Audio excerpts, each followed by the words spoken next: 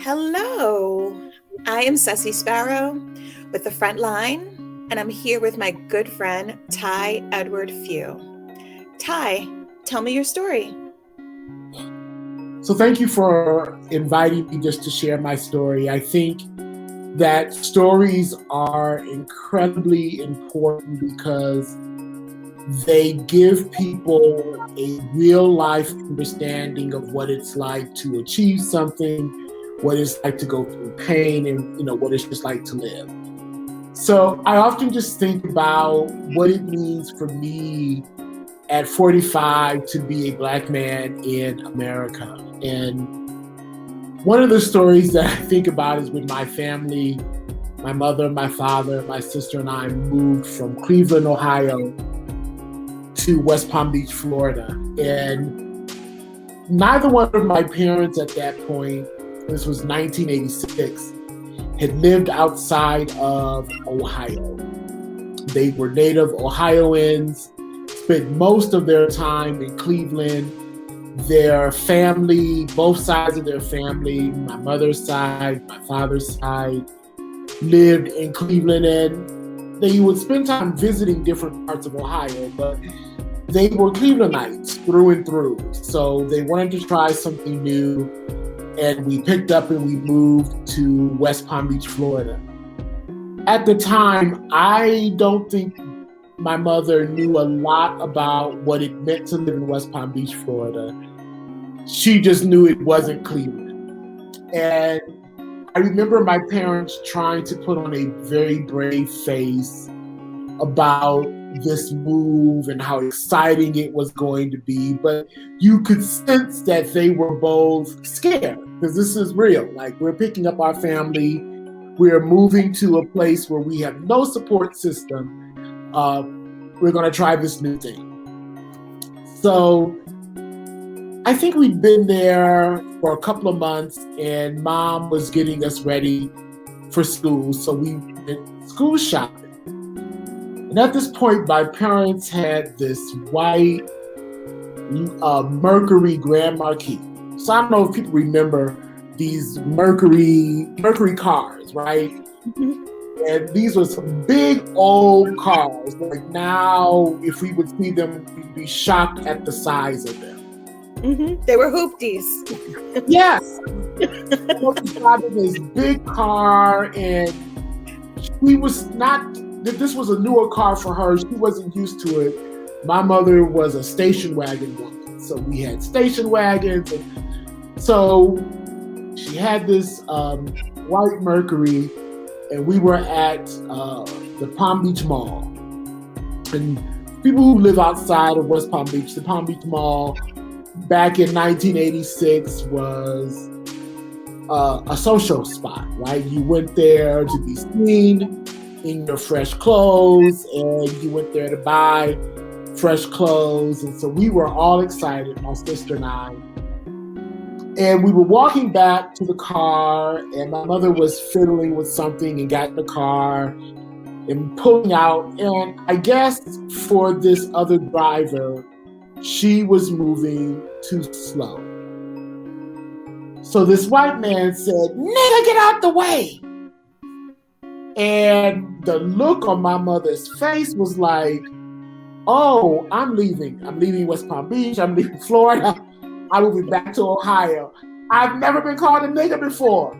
Not by a white man. Like, this is what do I have my children in? What is this about? And she got it together enough to, we got home and she called her family. And I remember her talking to, I guess, my aunts and my grandmother, her mother and her sisters about this. She's like, I've never been called that. I don't know. Where am I living? What is this about? I've never experienced this like this before. And that was one of those moments to me where I was like, oh, living in this place called Florida is very different than living in Ohio. Like, in Ohio, we lived around Black people. We went to churches that were Black. The schools that we went to were Black. The places that we frequented everything was black, and now this was very new. I was learning about whiteness, and then this word that I had heard various people in my family use when we were yelling at somebody in the family and, having fun. This word was being used against us. And so that was just really life-changing for me, because I was like, oh, wow, this is what life is going to be about, living in this part of the country. And I had no concept of what it meant to live in the South yet. And so I began my time in Florida in 6th grade, and I started to really learn about what it meant to live in the South and how it was very different than living in the North. And I just remember my aunts telling my mother, be careful down there. Things are different down there. Mm-hmm. And I think that's when I really began to realize that living in America as a Black man carried a burden that other people didn't have. So I soon got to talk about what to do when dealing with authorities.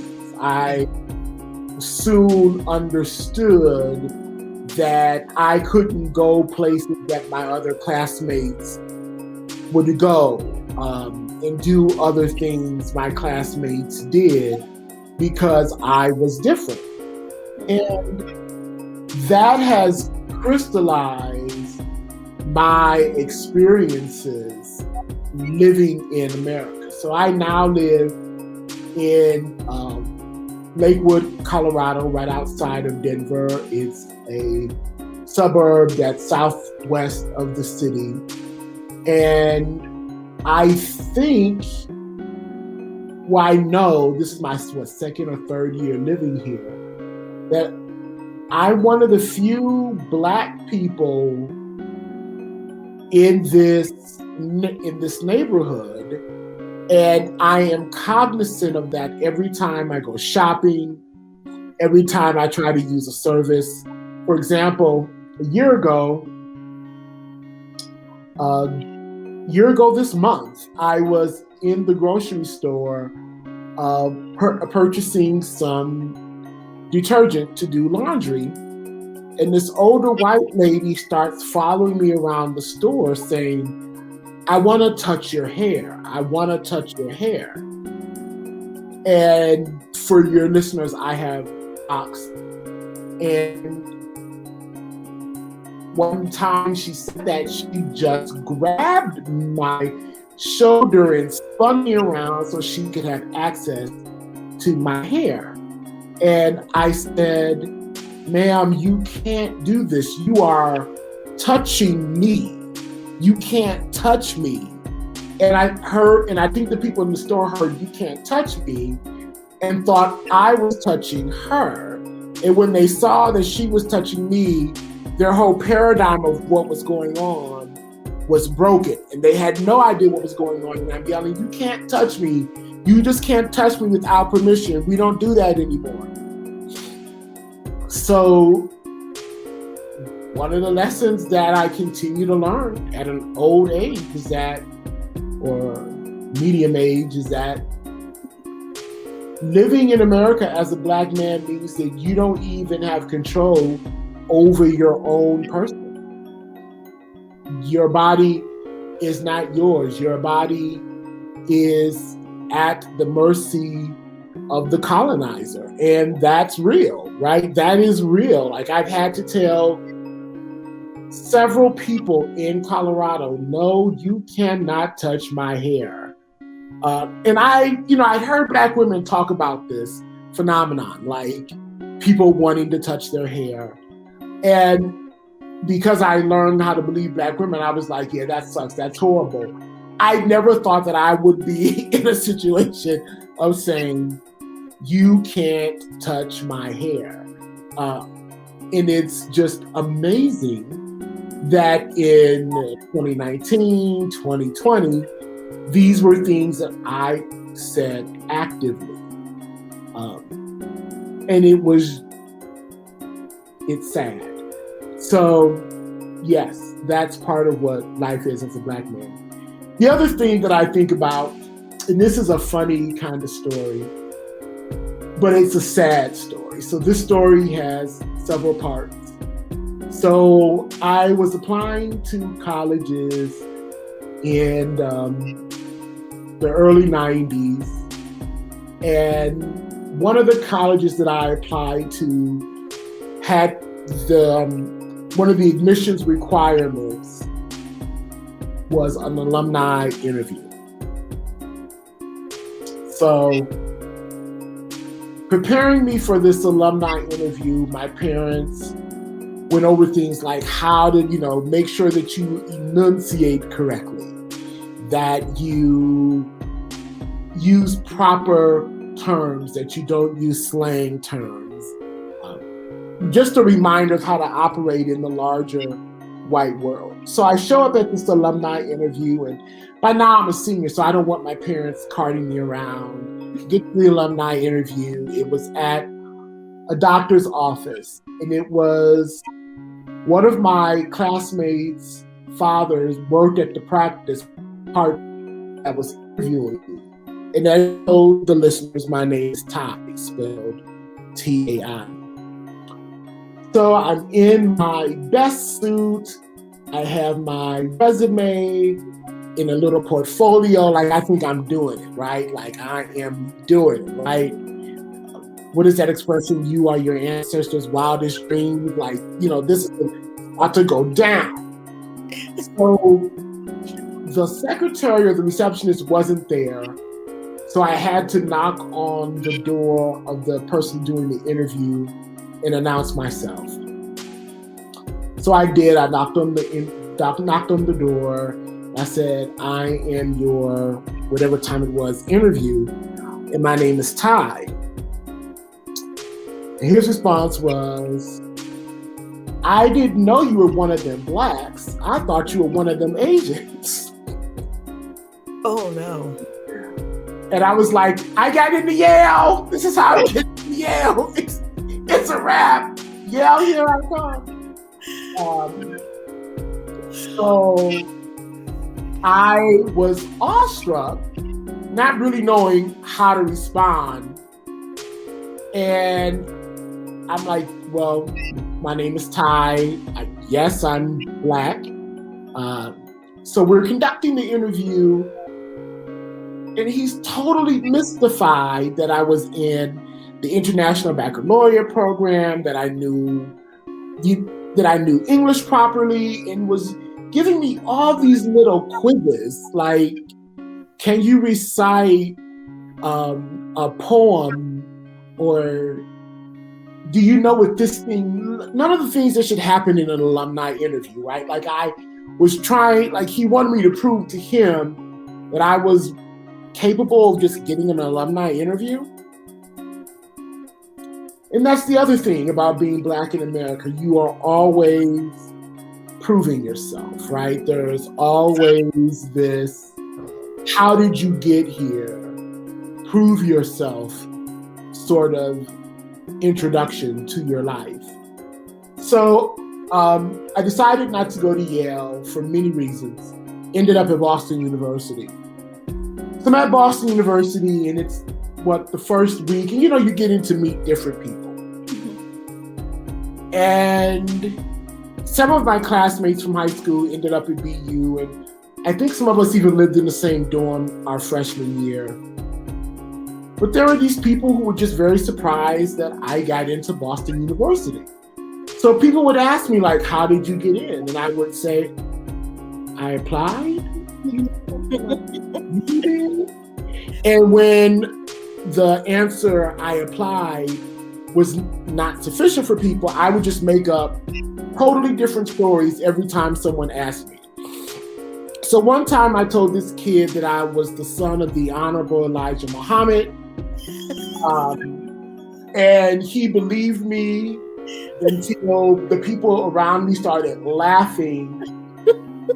And it was like a cool 10 minutes he was really confused. Like, what's wrong? And my friends were like, he's not the son of the Honorable Elijah Muhammad. Like, stop. Just stop being stupid. Like, stop being a stupid white man. There was another dude who was, and these were always men who asked this question, right? There was another white man who was like, how did you get here? And I said, well, one day I was at the basketball court. I was playing basketball, and someone threw me Shakespeare and said, can you read?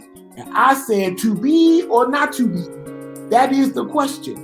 And they said, what you doing? I said, nothing. They said, you want to come to Boston University? I said, yeah. And then I ended up at Boston University. And that person believed that story for a day. And it was just like, this is not 1970. This was 1993, right? It was just amazing that people would believe any obviously contrived story as a reason that I got into this university versus I applied just like them and got in. And while at Boston University, had a great time, had a great education, but it was like once a year, I would come up against somebody who was very convinced that I just did not belong at Boston University. And one of the persons that I had to deal with, I will never forget this, is Professor Richard Fox. And he was teaching history, and I was a history major. And at the time, Boston University had this BA, MA program where you get your bachelor's and you do your additional year, get your master's, just applying into the program. And I had pretty decent grades. I was a part of the IB program, so I got the diploma. So I'm not a dumb person. I'm not the smartest person in the world, but I'm not a dumb person. So he rejected my application. He was the head of the program, and he rejected my application and tried to give me some lame excuse about how I was not up to snuff. And I made the mistake of telling my parents that this man said that.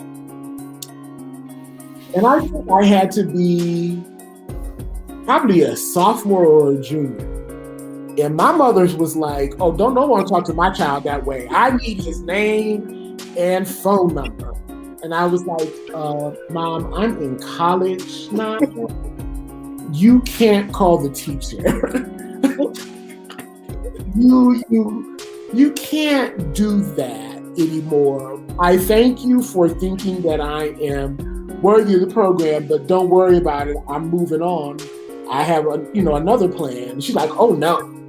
I'm like, well, I'm not going to give you his name and phone number. So she called the university. Somehow someone switched her to the history department, and she would just start yelling at professors until she got the right one. And she yelled at Richard Fox. I can imagine the mix of words that were said, because when my mother became upset, she became like the Queen of England with perfect diction and enunciation, and she would cut you and you didn't realize that you got verbally cut until there was blood in the well. So Dr. Fox called me to his office and explained that he spoke to my mother, and I didn't even know she called, and that they were going to reconsider my application. And I was like, no, dog, it's a wrap. I've already decided to apply to another program, but thank you. And he's like, no, you can't, because I can't deal with another phone call from his mother. But I think even though the story had moments of levity, the thing that